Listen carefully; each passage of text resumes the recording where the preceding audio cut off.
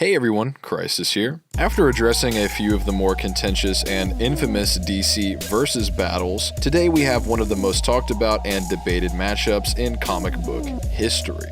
The Sentinel of Liberty, Captain America, versus the Dark Knight Detective, the Batman. Many people over the years have compared the two, both being master martial artists, brilliant strategists, and in many people's minds, they sort of both operate at that level just beyond what normal humans in our real world are capable of. Batman having trained himself over the years to combat superhuman assassins like Deathstroke and fight metahumans like Bane, Killer Croc, and so on, and still remains relevant in a world of pretty much gods. With Steve Rogers being gifted the super soldier serum, allowing him to perform feats unattainable to normal men.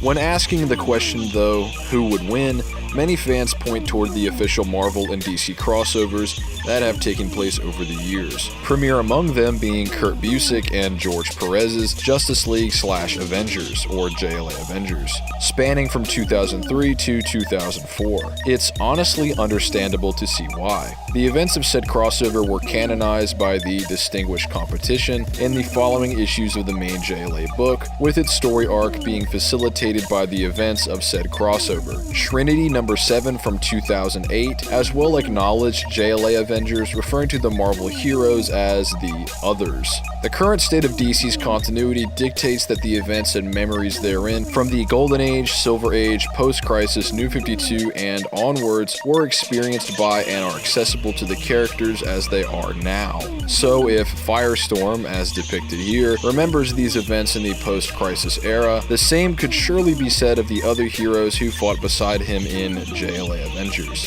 For the Marvel side of things, inarguable acknowledgments of the crossover described in lawyer-friendly terms can be found all throughout the official handbooks of the Marvel Universe, described as the authoritative source on the lore of those publications, with even earnest references to JLA Avengers events within the pages of actual comics themselves as recently as 2019. Both companies even republished the book in 2022 in an updated version.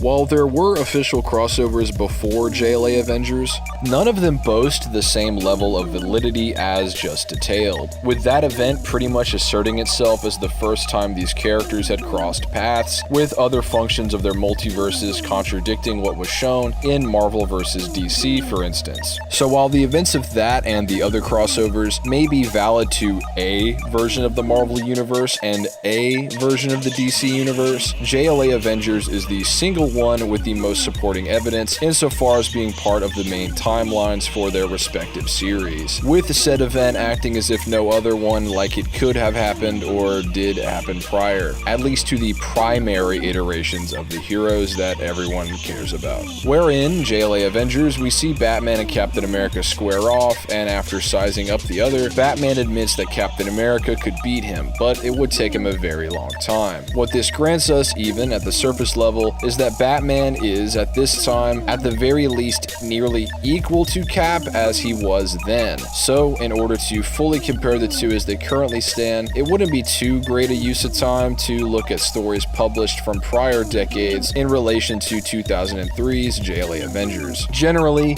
the threats that Cap has faced and defeated up until then, Batman 2 would logically be able to handle, as he himself says Rogers would only win after a highly difficult bout, meaning the two share relativity as warriors, even if Captain America edges the Batman out slightly here. And as I like to think I've demonstrated in my prior videos, especially the martial artists of the DC Universe develop and hone their skills notably throughout the years. So the question stands, has the Batman in 2 decades since this crossover surpassed his counterpart from the world outside our windows? Has Cap kept a steady regiment in order to stay ahead of his gothic parallel? Let's analyze the landscape of fighters from both universes, track each of their ever-increasing combat aptitudes, take a deeper look at JLA Avengers itself, and see who, in an all-out cage match, would win. To set the stage for DC in 1998, fairly close to the release of JLA Avengers, we see massive growth in strength from Bane. In his base form, as in not using the super drug Venom, he completely tanks attacks from Azrael, who is pretty much equal to Bane back before Nightfall when he was on Venom. So Bane's normal state is now over 10 times stronger than it was back then, as Venom is stated to increase one's strength by that much. Bane even allows Azrael to take the steroid himself and still goes blow for blow with him, the agent of the Bat being stated stronger than the Dark Knight in 1994, with Batman having to manipulate John Paul into taking off his armor in order to beat him. Beginning our dissection of Captain America's growth, we start off with his back and forth fight with Crossbones after taking a hit from the brick-coated Absorbing Man and falling prey to a gas dart. Cap goes blow for blow with the Hydra agent, who manages to disarm Rogers of his shield and bid him adieu as a bomb is primed to explode. Then, in December 2000, we see that Lady Shiva is far above her daughter Cassandra Cain, who, with her body-reading ability, is able to tag Batman without him even noticing, and generally being depicted as a superior fighter compared to the Dark Knight, and again, with Shiva being above even Cassandra. In 2001, after being separated from his shield, Captain America is more or less dominated by Taskmaster, who admittedly does so through his use of his own sword and shield, which has been stated to be a modified version of Cap's. However, Rogers deploys a hard light backup of his shield and manages to overwhelm the villain, showing that with his gear, Taskmaster is above Captain America's bare hand-to-hand, yet below his skills when aided by his shield. In that same year, Cap manages to trade strikes with John Walker, the US agent, showing his more or less equal stature to Captain America. 2 years later, in the famous Batman Hush arc, the Caped Crusader keeps up with and ultimately defeats his rival Ra's al Ghul in a sword fight. And now, in September of 2003, we've arrived at the JLA Avengers crossover itself, where in issue 1, Batman beats Punisher without a scratch to show for it, and in issue 2, we get the iconic showdown between the Dark Knight Detective and the Sentinel of Liberty. They engage, they test each other, a true back and forth. Batman admits that he could imagine the Avenger beating him here, with the both of them allowing cooler heads to prevail for the sake of the current crisis. As events unfold, we get to issue 4, where the heroes combat villains from each universe, as every character involved randomly fluctuates between forms seen throughout the years, such as Batman, whose design shifts to the one seen throughout 1964 to around the late 90s, just before he fights and defeats Batroc the Leaper, who considers Batman a most skilled fighter. In 1998, Captain America himself believed Batroc to be the ultimate combatant, meaning likely he's more skilled than anyone Cap's ever fought until then, and Batman bests the Leaper. We then see the likes of Prometheus and Taskmaster pull up on Cap and Batman respectively. Prometheus declaring his use of Batman's skills, with Taskmaster having absorbed Captain America's fighting style already. Rogers' hard light shield leaves Superman's grip just in time for Steve to see his victory against Prometheus, with Batman downing Taskmaster with a kick, now reverted back to his current form. Just after being shown Cap's win, we're told by narration that the battles continue, with each of them being hard fought, likely meaning each hero isn't pulling their punches, as the fate of two universes lay in the balance. With that being the last showcase of either hero in this crossover, let's break it down a bit further. Batman's statement under more analysis only asserts that he could conceive of Cap's victory, meaning he could see that outcome in his mind, not that Cap would 100% or even most likely win. Batman could just imagine it happening. The writer of this crossover, Kurt Busiek, did state on Twitter that this was Batman's way of saying Cap would have defeated him. However, this book was severely, infamously edited, obviously, by both companies, so giving any power to an unedited statement like this wouldn't be reflective of the canon of a comic book itself and the various layers of control and supervision that goes into one. Batman, in instances both before and after this book, has been very honest in his assessment of his skills or lack thereof when it comes to other fighters or heroes. So Busiek's opinion of Batman's character doesn't seem consistent when attempting to infer Bruce's thoughts on the matter. If you figure that Cap was better than him based on what what the actual story suggests, Bruce would have said it or acknowledged it somehow, as far as his character as portrayed in the actual comics. As far as their spar itself, I'd go as far to say that the book portrays them as more or less equals. However, we then have Batman beating Batroc with no damage, which this book does display at points, while Cap a couple of years prior was getting pressed by the Leaper, with Taskmaster's whole shtick being his ability to copy a fighter's moves to a T. He would essentially be an equal of Captain America at this point, and Batman again beats him with no damage. This is in stark contrast to Cap's most recent fight with Taskmaster, as he was getting pretty much worked without his shield. Keep in mind that Batman was only seen using his bare strikes and kicks against Taskmaster's full arsenal and won, whereas Cap in the same circumstances pretty much lost and needed the shield. In regards to Rogers beating Prometheus, here's the thing. While it is true that the Rogue uploads fighters' moves directly into his brain, they seem to only be useful if he's combating that very person, and only some of the time. When Prometheus first fights Batman, he off-screens him, but the second time he's pretty much dominated a month later and has to resort to using short-range weapons as opposed to hand-to-hand. Catwoman even managed to whip him where the sun don't shine, attributing this to the fact that Prometheus didn't have Catwoman's abilities on file. So even though Batman himself is more than capable of dealing with Selina and Prometheus has Batman's skills, he still can't appropriately deal with her unless he has her file in his database. Later on as well, Prometheus is actually killed by Green Arrow, who says the villain's undoing was his underestimation of Ollie, thinking he was only a hero and not a hunter. So basically, if he doesn't have you on file, and if he misjudges you or knows little about his opponent, Prometheus isn't impressive at all. Considering that Captain America is from another universe entirely, and Prometheus evidently thought little of Captain America, I think he'd honestly be worse off against Steve Rogers than he was against Selina Kyle or Green Arrow in this instance. Prometheus, in terms of his copying ability, is kind of a worse Taskmaster, so Batman beating Taskmaster is kind of better for him compared to Cap in a funny way. But with each set of heroes sent back to their home realities, likely to never meet again, let's resume their respective breakdowns.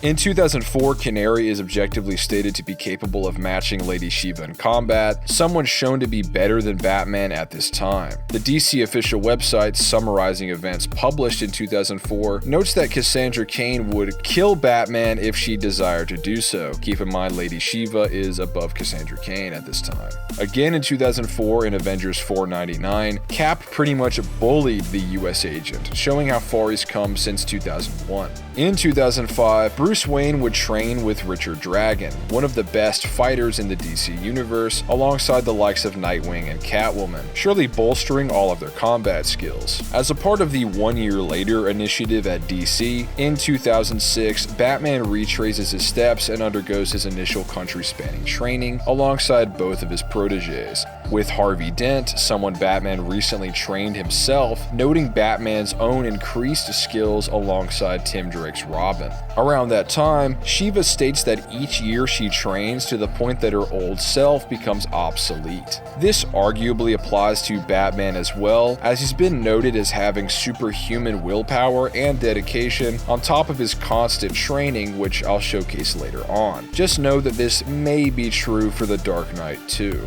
Finally, back at Marvel, Bucky Barnes, aka the Winter Soldier, deftly floors Crossbones after rushing blindly into the fight. Honestly, performing better than Steve compared to his last battle with the Hitman. And quickly turning the page back to DC, in 2008, Ra's al Ghul states that both he and the detective have grown faster since their prior sword fight in 2003, with then Catman having a kind of friendly back and forth with Batman, tagging the hero multiple times and withstanding strikes himself. After gaining the powers of Superman, an unhinged Batman does battle yet again with Bane, venomized this time, who states that they each train and improve themselves throughout the years to maintain their rivalry. Bane takes multiple and lands multiple hits before getting punched through the chest like Dr. Gero in Dragon Ball Z, barely surviving. Nightwing then pulls up and reminds Batman what pain feels like, showing that Grayson's become over 10 times stronger than he was in the early 2000s. Since he was then beaten by a base Bane around that time, time, whereas he can now hurt this super Batman who apparently felt no pain from Bane's attacks. Keep in mind though that until now, the Dark Knight had clung to the shadows and wouldn't represent even anywhere near a Kryptonian's full power under the sun. It's not that Nightwing can hurt full power Superman, don't get it twisted. Oracle, aka Barbara Gordon, states that her fellow bird of prey, Canary, could probably beat Batman. For those who doubt this claim,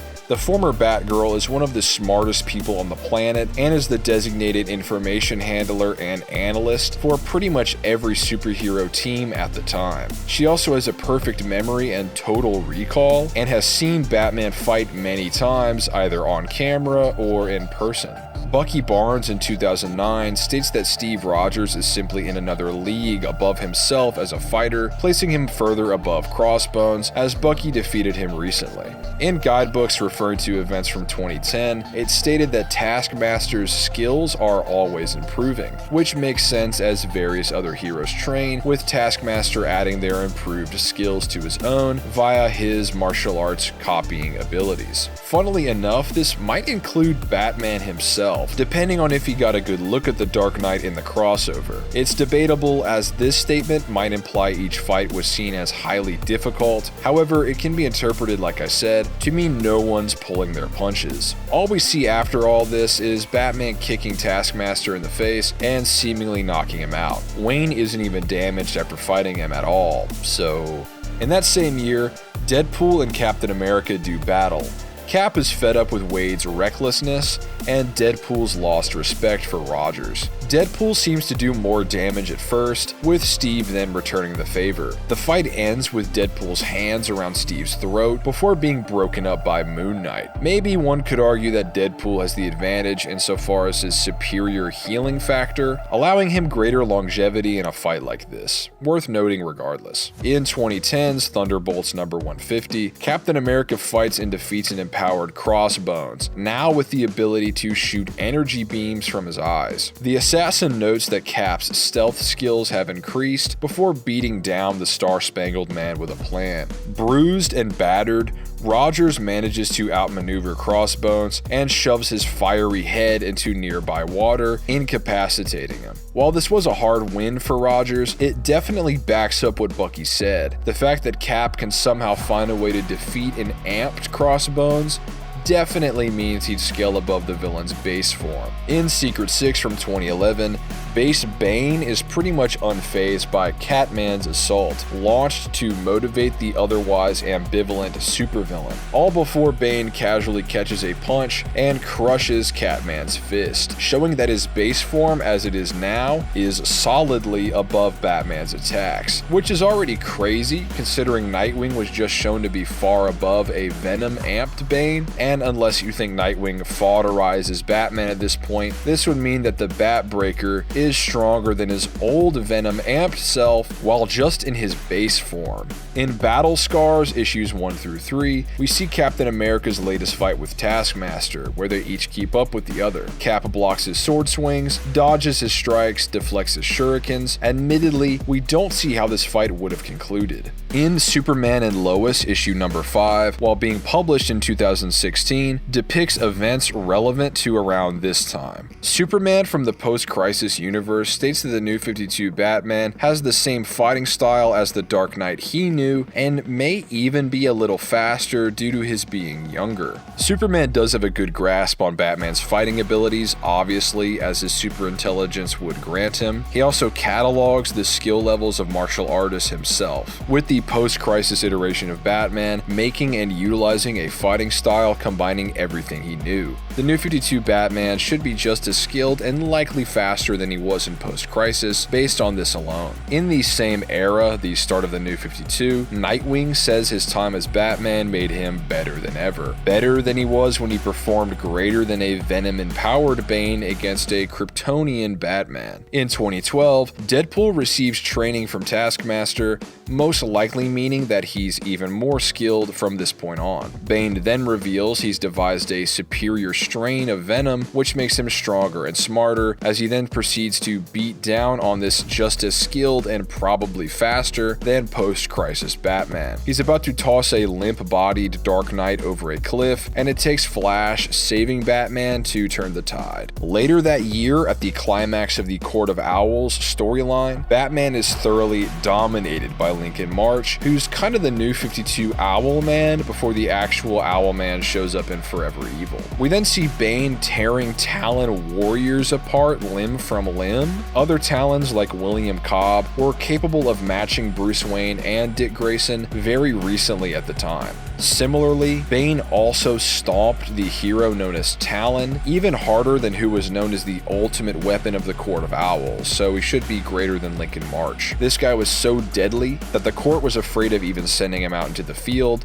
Batman didn't think he could outright beat him, yet Talon was able to get some good hits in against him, whereas Bane just mollywopped the hero. So Bane should be far above Lincoln March in all likelihood based on this. He's also probably on Venom at this time, as he has tubes attached to him and so on. After this, Bane takes up the mantle of Batman while Bruce and the other heroes are away, with William Cobb essentially acting as his Robin. He takes to the streets and defeats Venom-amped versions of Arkham inmates, heavy hitters like Killer Croc, Clayface, Man-Bat, and about 10 other villains, all 10 times stronger than when many of them gave Batman trouble in the past, all lose to a wounded and base form Bane. There are no tubes protruding out of his head, his eyes aren't glowing green like other Venom users in this issue, he has no tanks of the substance on his person.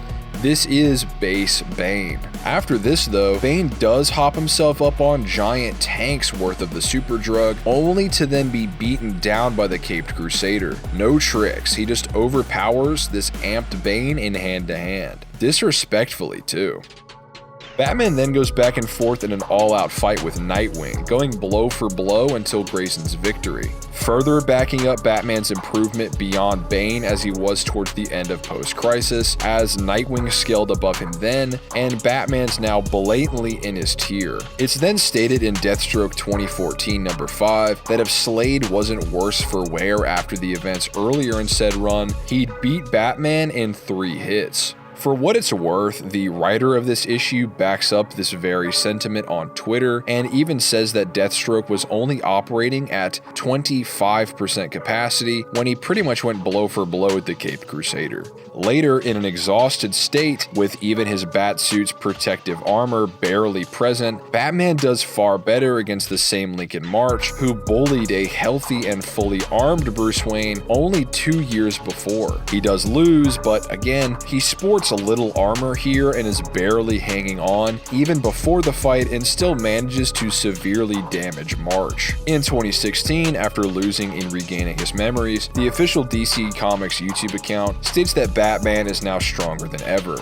Bruce connects to a machine that restores his memories of the Bat and takes to the streets of Gotham stronger than ever. On top of his dip in Dionysium, which is very similar to a Lazarus pit, making him again, as stated, faster and stronger than ever. And finally, back to the world outside your window, Hydra Cap, who is pretty much equal to Good Cap, dominates Crossbones, restored back to his depowered self. To be fair, this was at the exact moment that Steve was reverted back to his youth by a living cosmic cube, so Crossbones was probably a little off guard. In 2017, we see Huntress and Barbara Gordon scrapping with Black Canary, someone who about 10 years ago would rival Lady Shiva. A fighter better than Batman is now being tagged by 2 fighters blatantly below the current Dark Knight. This shows pretty massive growth for the verse overall. It seems like most of the martial artists here have been training, whereas Canary has stayed in place, meaning 2 pretty low-tier combatants are now at a level above Batman as he was in 2004, with Batman after about 13 years of training being far above even that, which is backed up by Damian Wayne, the 4th or 5th Robin, depending on who you ask, saying that Batman is constantly improving as a fighter,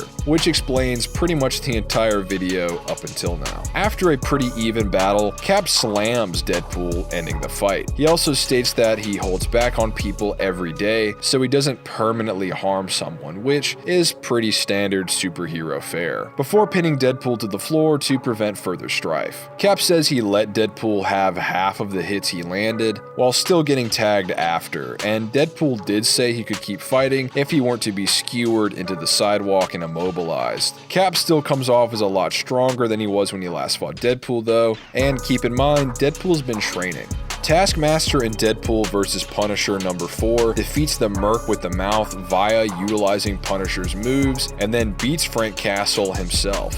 Cap then, in issue 5 of his 2018 run, defeats Taskmaster while in a poisoned/fatigued state. He's on the losing end until hearing the screams of his lover Sharon Carter, motivating him to switch up his fighting style over and over and thinking unpredictably to defeat Taskmaster, who had studied all of Roger's moves until then. This is his best display against Taskmaster by far, and would put him soundly above the likes of Deadpool and Punisher at this time.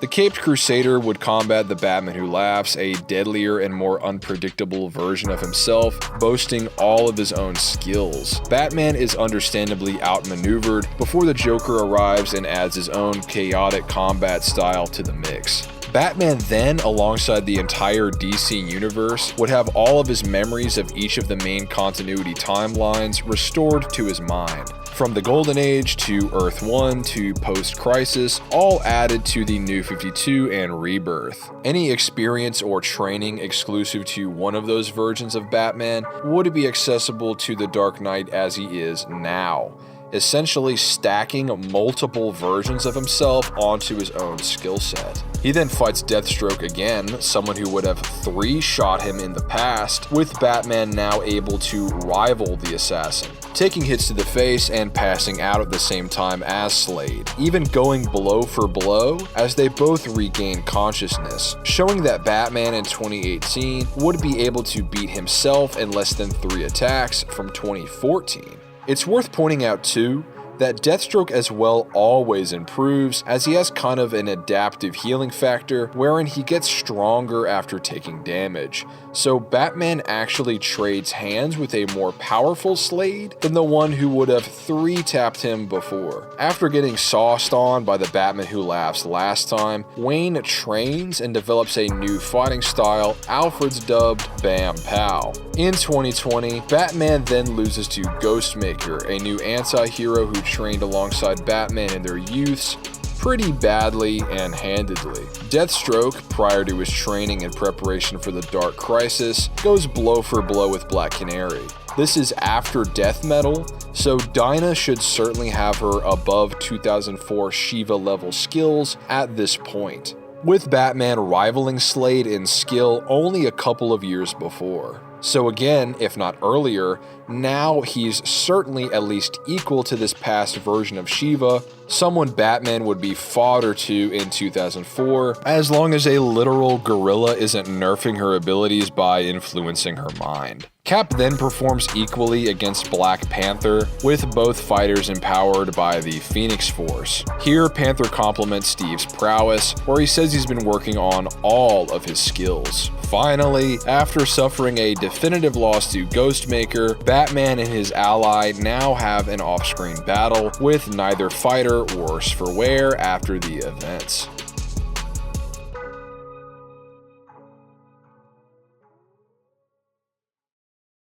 With all of their progress detailed since they last crossed paths in 2004, I think it's easy to see that Batman has improved to a far more severe and far faster rate than the first Avenger. Using Bane and Venom as a metric, Batman would currently be at least over 20 times physically stronger than he was around the time of the crossover. Not only is he above a Venom amped Bane, Venom being a 10 times strength amp, when in the past, Bane demonstrated superiority to Batman in his base form. But Bats is also stated to be stronger than ever, which would possibly include the time he had a fraction of Superman's powers, and undeniably the instance where Batman himself was forced to take a super strain of venom in the New 52, which would logically make him over 10 times his base. Not to mention that Killer Croc, Man-Bat, Clayface, they were all people that could threaten Batman in mid to late post-crisis, but would be far inferior to him by the time of the New 52, as Bane in base form defeated a Croc 10 times stronger than his normal self, where then Batman beat that same Bane, now amped by tons of venom. After that event, he'd become stronger based on his fights with Deathstroke, etc., etc. You might call all of this just inconsistent writing, but I'd disagree. As we know, everyone involved here is constantly improving, and it is a consistent upward trend. The Caped Crusader is as well faster, as stated by Roz, and after his exposure to Dionysium, making him even swifter than that. He constantly trains his martial arts skills, likely consistently making himself from a year prior look obsolete, and he simply manages to outperform foes who once prior completely overwhelmed him in the past, surpassing an entire stomping's worth of a gap, more so compared to Captain America in the decades since JLA Avengers. While it is safe to say that the current Steve Rogers would bully himself from the past, he lacks many of the outright Rocky III style losses to victories compared to Batman. He's also a very different character to Wayne in this way. Batman is much more acknowledged for his training and improvements, going on various arcs even after having already become Batman. If he hears about a fighter's renown, he will seek them out, whereas Cap simply relies on his heightened information analysis, as well as his initial training in World War II, in tandem with his own regiment. He doesn't look to be taught. While the likes of US Agent have similar lore as Bane, with the statement of being 10 times stronger than Cap in classic titles, that statement has always sort of broken down under any scrutiny, as Rogers could always trade blows with Walker even back then. Batman and Bane are always training to surpass one another, with Bane devising better and better strains of his formula, granting Venom far greater consistency as far as being a tenfold amp. This isn't even mentioning Batman's already massive increases even before the crossover, where it's a safe assumption he'd keep up his constant training at this pace after he'd crossed paths with Cap.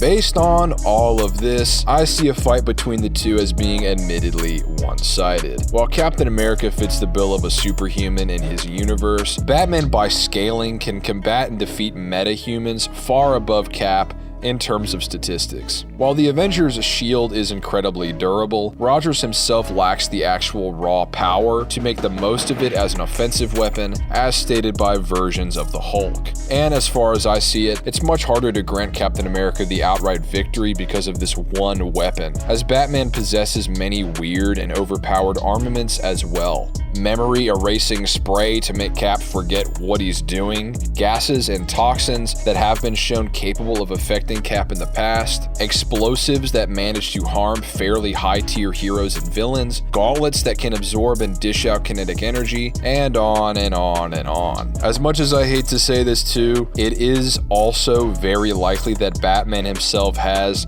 prepped and devised countermeasures for if he was to ever outright have to defeat Cap if their paths were to cross under worse circumstances. He has plans to defeat all of his closest allies after all, even currently, with the Dark Knight stating he's run through thousands of different scenarios, preparing for all kinds of eventualities. He simply boasts that kind of paranoid, methodical quality that isn't seen as much with the Sentinel of Liberty. Even discounting the crossover as a whole, both characters share feats similar to one another all across the board, from tanking massive explosions to managing to squeeze out victories against people far above their weight class, depending on how much crack-headedness you employ. If you think either characters are genuinely Hulk or Superman level, despite having feats or showings that, with more context, doesn't really prove that that's the case. Either way, it's safe to say that in terms of speed, durability, and striking strength, this fight would be determined in a contest of skill, leaving any bias at the door, which I believe I have already shown to be within the Dark Knight's favor.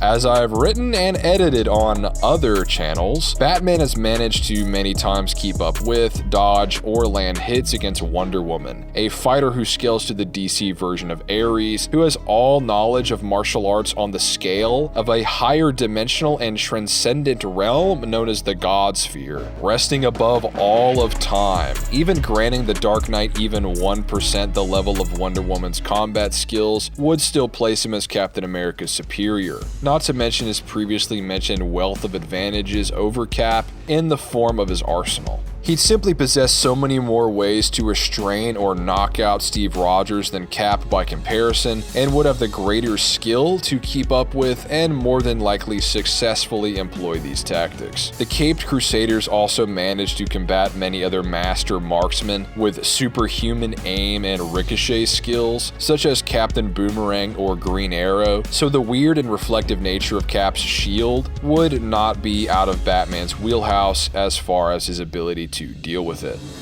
Leaving me to conclude that the Batman would defeat Captain America more times than not.